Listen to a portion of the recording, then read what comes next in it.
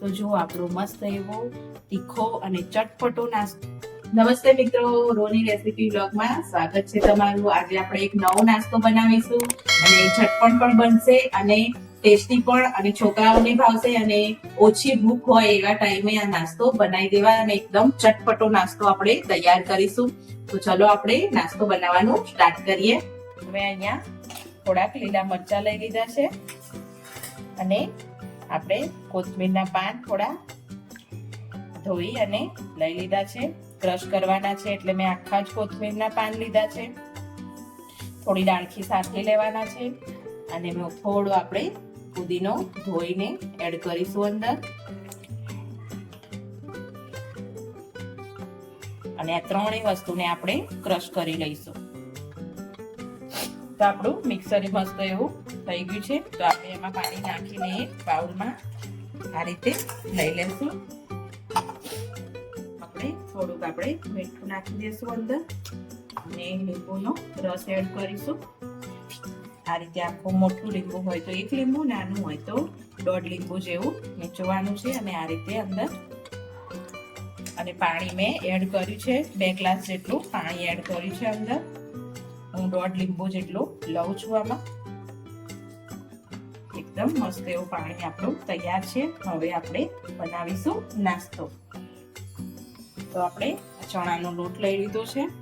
થોડો આપણે ઘરમાં જે પ્રમાણે વ્યક્તિ હોય એ પ્રમાણે લોટ લઈ લેવાનો છે. આશરે એવું ફિક્સ નથી કે આટલો જ લેવો.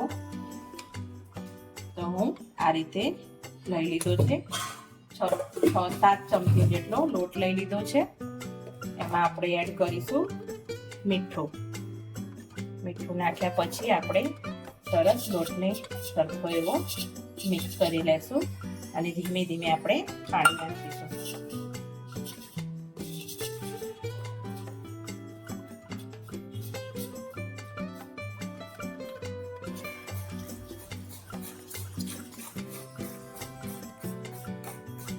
તો આ લોટમાં આપણે મીઠું નાખ્યા પછી એક જ વસ્તુ હવે એડ કરવાની છે. બાકી બીજું કશું જ એડ કરવાનું નથી, પણ લોટને બરાબર આપણે મિક્સ કરવાનો છે અને આ રીતે હલાવવાનો છે લોટને.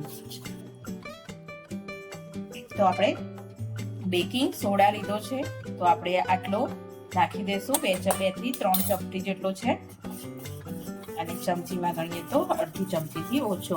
હવે બેકિંગ સોડા નાખ્યા પછી આપણે બેટરને મસ્ત એવું એક ધારું થોડી વાર એવું આ રીતે ફેટી લેવાનું છે. એક જ સાઈડમાં આ રીતે બેટરને ફેટવાનું છે. તેલ પણ મૂકી દીધું છે આ રીતે અને આપણું તેલ પણ ગરમ થઈ ગયું છે. આપણે ગેસને ધીમો કરી લેશું અને આ રીતે અંદર આપણે નાના નાના પીસમાં મસ્ત એવા ભજીયાના જેમ ડીપ કરીશું અંદર.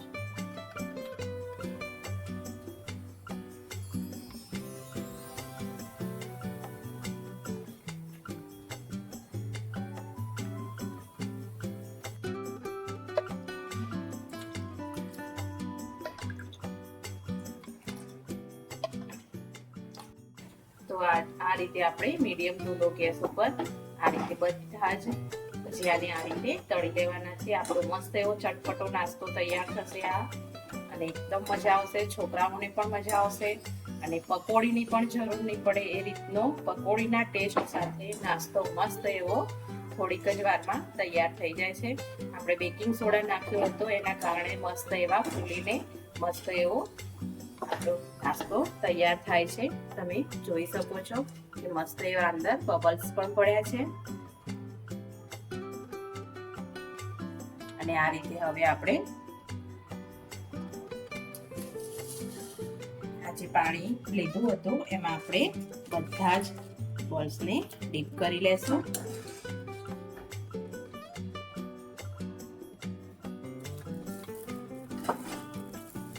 તો જુઓ મિત્રો, આપણે બધા જ એ રીતે આપણે કરી લેશું બીજા પણ, અને આપણો મસ્ત એવો નાસ્તો તૈયાર થઈ ગયો છે.